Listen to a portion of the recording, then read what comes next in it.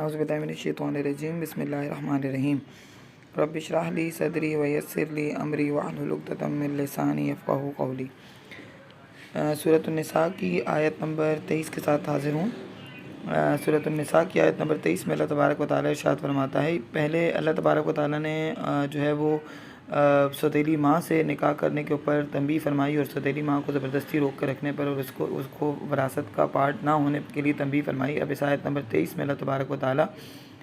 बाकी तमाम औरतों के बारे में ज़िक्र फरमा रहे हैं कि जो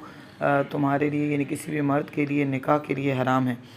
तो अल्लाह तबारक व तआला इरशाद फरमाता है, हुर्रिमत अलैकुम उम्महातुकुम, तो तुम्हारे लिए हराम कर दी गई हैं, यानी निकाह के लिए हराम कर दी गई हैं तुम पर तुम्हारी माएँ, व बनातुकुम और तुम्हारी बेटियाँ, व अख़वातुकुम और तुम्हारी बहनें, व अम्मातुकुम और तुम्हारी फुफियाँ, व खालातुकुम और तुम्हारी खालाएँ, व बनातुल अख़ी और तुम्हारे भाई की बेटियाँ, व बनातुल उख्ती और तुम्हारी बहन की बेटियाँ। आयत के इस पार्ट में, इस हिस्से में महरमात नस्बी के बारे में बयान किया गया है कि यानी वो जो कि एक ब्लड रिलेशन की वजह से यानी खूनी रिश्ते की वजह से मर्द के लिए, और इसी तरह से इसका अपसाइड डाउन भी ऐसे ही होगा, यानी औरत के लिए भी ये सारे रिश्ते इसी तरह से हराम है, यानी ना मर्द और ना औरत दोनों अपने नस्बी रिश्तों से यानी खून के रिश्तों में से इन रिश्तों के साथ शादी नहीं कर सकते। 6 रिश्ते यहाँ पे बयान हुए हैं, माँ, बेटी, बहन, फूफी, खाला, भाई की बेटी यानी भतीजी और बहन की बेटी यानी भांजी। तो इसी तरह से औरत के लिए भी यही हुक्म है कि यानी बाप, बेटा,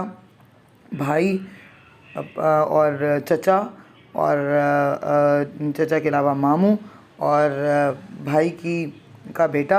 यानी भतीजा और बहन का बेटा यानी भांजा। तो इसी तरह से दोनों सूरतों में इसी तरह से बयान होगा, यानी मर्द के लिए भी और औरत के लिए भी इन तमाम रिश्तों के साथ निकाह जायज़ नहीं है किसी भी हाल में, चाहे तो जो है वो चचा ज़िंदा हो या ना ज़िंदा हो। आपका जो है वो शोहर के मरने के बाद उसके चचा से निकाह करना चाहें तब भी नहीं जायज़, यानी किसी भी सूरत में इन तमाम मामलात के अंदर निकाह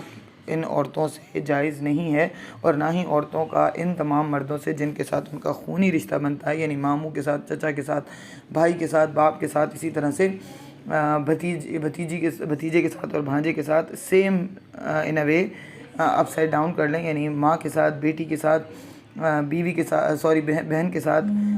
फूफी के साथ, खाला के साथ, और सेम एज़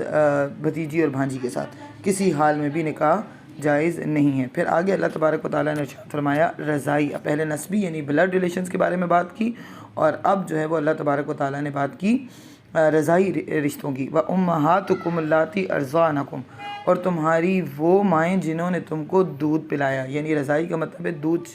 शरीक जिसे आप कहते हैं, यानी वो माएँ जिन्होंने तुमको दूध पिलाई, यानी जो रज़ात जिन्होंने तुम्हारी की, नर्सिंग मदर्स जिनको हम कहते हैं, जैसे नबी करीम सल्लल्लाहु अलैहि वसल्लम के लिए हज़रत हलीमा सादियाँ थी। व अख़वातुकुम मिनर रज़ाअती, और इसी तरह तुम्हारी दूध शरीक बहनें, यानी कोई लड़की जिसने उस शख्स के साथ, कोई औरत जिसने उस शख्स के साथ अपने बचपन में दूध पिया था,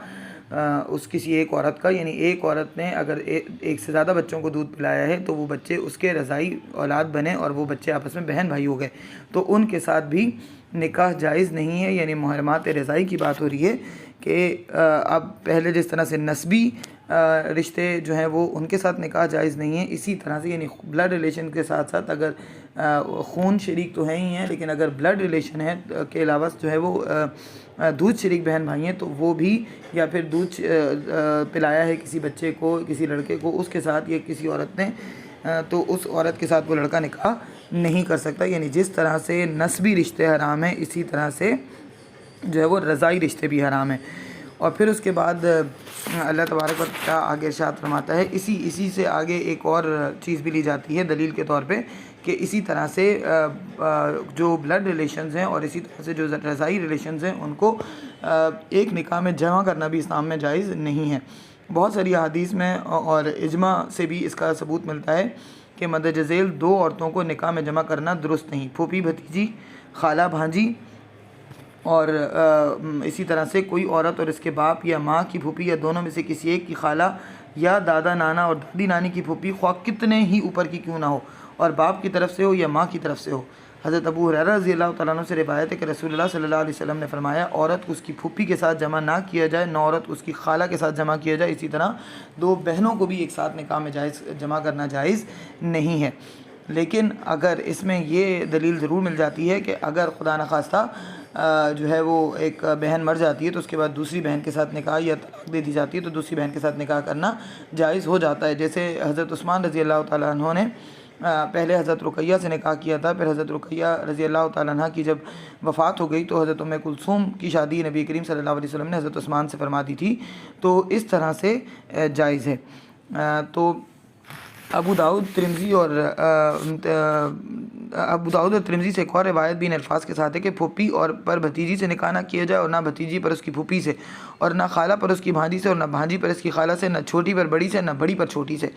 तो इस तरह से बुखारी ने हज़रत जाबिर रज़ी अल्लाह तआला अन्हु की रिवायत से भी हदीस नकल की है, और इसके अलावा भी बहुत सारी और अहादीस जो है अबू हुरैरा से भी अहादीस मरवी हैं जिनमें इस तरह के अक़वाल नकल किए गए हैं। और हज़रत इब्न मसूद रज़ी अल्लाह तआला अन्हु फरमाते हैं कि जो हुर्मत आज़ाद औरतों की है वही जो है वो बांदियों की भी है। बहरहाल बांदियों के लिए कोई तादाद की शर्त नहीं है, तो लेकिन जो है वो आज़ाद औरतों के लिए तलाक आदात की शर्त ज़रूर है कि 4 की से सिर्फ जायज़ है, यानी 2 से अगर तुम्हें 2 पसंद आती हैं या 3 या 4 तो तुम कर सकते हो। तो 4 शादियों की इजाज़त है, लेकिन बांदियों में कोई तादाद मुकर्रर नहीं है। फिर अल्लाह तबारक व तआला आगे इरशाद फरमाता है, व उम्महातु निसाइकुम, और तुम्हारी औरतों की माएँ, तुम्हारी औरतों का मतलब यहाँ पर बीवियाँ हैं, यानी तुम्हारी बीवियों की माएँ, यानी अपनी सास के साथ भी कोई मर्द निकाह नहीं कर सकता, यानी वो सास भी महरम होती है, सगी माँ जैसी होती है। वरबा इबुकुम अल्लाती फ़ी हुजूरिकुम, और तुम्हारी रबीबा बच्चियाँ, यानी रबीबा बच्चियाँ वो जो तुम्हारी बीवी की बच्चियाँ हैं, यानी तुमसे नहीं हैं लेकिन उसके पिछले शौहर से हैं, किसी तुमने तलाक याफ्ता से, एक तुमने किसी बेवा औरत से शादी की और उस औरत के पास पहले से बच्चियाँ मौजूद थीं, तो अब तुमने उस औरत से अगर शादी कर ली तो फ़ी हुजूरिकुम, यानी तुम्हारी गोद में आ गई, यानी तुम्हारी परवरिश के अंडर आ गई। यहाँ पर हुजूरिकुम का मतलब लिटरल मीनिंग नहीं है बल्कि परवरिश है, यानी तुम्हारी परवरिश के अंदर आ रही हैं, यानी तुम उनको अपनी बच्चियों की तरह पाल रहे हो, तो हैं वो तुम्हारी बीवी की बेटियाँ, तुम्हारे साथ उनका ब्लड रिलेशन नहीं है, लेकिन वो तुम्हारे लिए रबीबा हैं। रबीबा यानी वो तुम्हें तुम्हारी जो है वो तुम उनको पाल रहे हो, लेकिन उनका हुक्म ले पालक जैसा नहीं है बल्कि उनका हुक्म सगी बेटियों जैसा है। कोई भी शख्स अपनी रबीबा बेटियों के साथ भी शादी नहीं कर सकता, उनके साथ भी निकाह करना जायज़ नहीं है। फिर उसके बाद अल्लाह तबारक व तआला इरशाद फरमाता है, मिन निसाइकुम अल्लाती दखलतुम बिहिन्ना, और उन औरतों की जिनसे तुमने सोहबत कर ली, यानी यहाँ पर शर्त ये कि रबीबा बच्चियों से शादी नहीं कर सकते तब जब उनकी माओं के साथ तुमने जो है वो खिलवत सहिया कर ली हो। फ़इल्लम तकूनु दखलतुम, और अगर तुमने नहीं किया, सोहबत नहीं की उनके साथ, बिहिन्ना फ़ला जुनाह अलैकुम, बस तुम पर कोई गुनाह नहीं। अगर सोहबत नहीं की और उससे पहले ही तुमने जो है वो तलाक दे दी और तुम जो है या फिर वो मर गई और तुमने जो है वो उसकी बच्ची के साथ शादी कर ली, तो फिर दैट इज़ एब्सोल्युटली ओके, उसमें कोई हराम नहीं है। लेकिन अगर सोहबत कर ली है, और खिलवत सहिया के अंदर पहले भी मैं बता चुकी हूँ कि इमाम अबू हनीफ़ा के नज़दीक अगर जो है वो मर्द और औरत तन्हाई में मिल लेते हैं निकाह के बाद, तो खिलवत सहिया ही कंसीडर होती है, चाहे कुछ जो है वो फ़िज़िकल रिलेशन हुआ हो या ना हुआ हो। तो इमाम अबू हनीफ़ा की परसेप्शन के मुताबिक, उनके फतवे के मुताबिक, अगर औरत और मर्द निकाह के बाद फ़िज़िकल रिलेशन ना भी हो उनका, लेकिन आपस में मिल लें तन्हाई में, तो फिर वो रबीबा से शादी मर्द नहीं कर सकता। व हलाइलु अब्नाइकुम अल्लज़ीना मिन अस्लाबिकुम, और इसी तरह से वो औरतें जो तुम्हारे बेटों की बीवियां हैं, मिन अस्लाबिकुम यानी तुम्हारे सुलभी यानी सगे बेटे यानी जो तुम्हारे खूनी जो है जिनसे तुम्हारा रिश्ता है, तो वो वाले बेटे तुम्हारे, उनकी बीवियों के साथ भी अगर तुम्हारा बेटा मर ही क्यों ना जाए उसके बाद भी उसकी बीवी के साथ निकाह करना जायज़ नहीं है। और फिर वही जो मैंने पीछे बताया कि वह अनतजमाउ बैनल उख्तैनी, और ये कि तुम जमा करो दो बहनों को, इल्ला मा कद सलफ, मगर कि अगर जो गुजर चुका, यानी अगर बहन मर गई है तो फिर दूसरी बहन के साथ निकाह करना जायज़ है या फिर तलाक दे दी है, लेकिन अगर एक बहन ऑलरेडी तुम्हारे निकाह में मौजूद है तो दूसरी बहन के साथ भी निकाह करना कतन जायज़ नहीं है, नस्से कतई से साबित है। इन्नल्लाह काना गफूर रहीमा, लेकिन अगर जो गुनाह तुम पहले कर चुके हो इस्लाम के आने से पहले या इन वर्सेस की रेवलेशन से पहले, तो बेशक अल्लाह तबारक व तआला बख्शने वाला और मेहरबान है, और वो बहुत ही गफूर रहीम है, वो माफ़ करने वाला है। इसी तरह से अब यहाँ पर कुछ जो है वो रिवायतें आती हैं दूध शरीफ के बारे में भी और दूसरी उसके बारे में भी कि किस किस से निकाह जायज़ है और किस से नहीं है। जैसे कि उम्महातिकुम अल्लती अरज़ानकुम व ख़वातुकुम मिन रज़ाअती की आयत है कि तुम्हारी वो माएँ जिन्होंने तुमको दूध पिलाया और दूध शरीक बहनें। तो इसमें उलमा का इजमा है कि रज़ाई फूफियाँ, खलाएँ, भतीजियाँ, भांजियाँ भी हराम हैं। यानी जिस तरह से नस्बी हराम है, इसी तरह से रज़ाई भी हराम है। और जिन जिन के साथ जो है वो नसब की वजह से निकाह हराम है, यानी खूनी रिश्ते की वजह से निकाह हराम है, उन सब के साथ रज़ात के रिश्ते से भी निकाह हराम है। यानी ब्लड रिलेशन वाले जो रिश्ते आपके ऊपर हराम हैं, वो दूध शरीक वाले रिश्ते भी उसी तरह से हराम हैं और इनसे निकाह करना दुरुस्त नहीं। क्योंकि नबी करीम सल्लल्लाहु अलैहि वसल्लम ने इरशाद फरमाया, रज़ात से भी वही हराम है जो नसब से हराम है। दूसरी रिवायत में नसब की जगह विलादत का भी वर्ड इस्तेमाल हुआ है। हज़रत आयशा रज़ी अल्लाह तआला अन्हा से एक हदीस मरवी है कि हज़रत अली रज़ी अल्लाह तआला अन्हु से रिवायत है कि मैंने अर्ज़ की, या रसूलुल्लाह सल्लल्लाहु अलैहि वसल्लम, क्या आपको अपने चचा हमज़ा रज़ी अल्लाह तआला अन्हु की लड़की से निकाह करने की ख्वाहिश है? वो कुरैश में हसीन तरीन औरत है। तो आप हज़रत अली बेसिकली रेकमेंड कर रहे थे आप सल्लल्लाहु अलैहि वसल्लम को कि क्या आप उनके साथ शादी क्यों नहीं कर लेते। तो आप सल्लल्लाहु अलैहि वसल्लम ने जवाब दिया कि क्या तुमको इल्म नहीं है कि हमज़ा मेरे रज़ाई भाई हैं और अल्लाह ने जिस नस्बी रिश्ते में निकाह हराम किया है उसी रज़ाई रिश्ते में उसी को रज़ाई रिश्ते में भी हराम करार दिया है। हज़रत हमज़ा चूँकि नबी करीम सल्लल्लाहु अलैहि वसल्लम के रज़ाई भाई थे, यानी हज़रत अब्दुल मुत्तलिब और हज़रत अब्दुल्ला जो कि बाप बेटे थे, उन दोनों की शादी एक ही गैदरिंग में हुई थी।